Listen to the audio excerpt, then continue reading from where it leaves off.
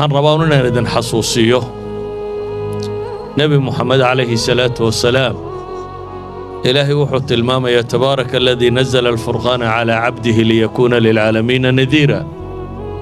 waxaa loo soo diray caalamkoo dhan inuu u digo intuu nebi maxamed cagtiisu gaadhay waxaynu naqaannaa inuu in kooban tegey intii uu nebiga ahaa calayhi salaatu wasalaam ama rasuulka ahaa xaggaa sarena mala tabuuk baa ugu fogayd meeshuu tegey xagganna maka iyo agagaarkeeda inta ka dhexle buu gaadhay ilaahayna wuxuu yidhi waxaannu kuu soo dirnay nadiiran lilcaalamiin inaad noqoto dunidoo dhan inaad u digto laakiin intuu saxaabadii isugu yeedhay calayhi salaatu wasalaam ayuu wuxuu u tilmaamay war diintii ma idin soo gaadhsiiyey allaahumma fashhad markaasuu lahaa taa macnaheed waxa weeyaan nebigu calayhi salaatu wasalaam risaaladii dadku ku reebay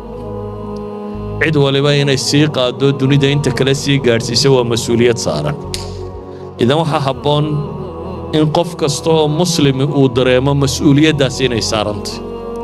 inuu isagu mas-uul ka yahay diinta inuu xambaaro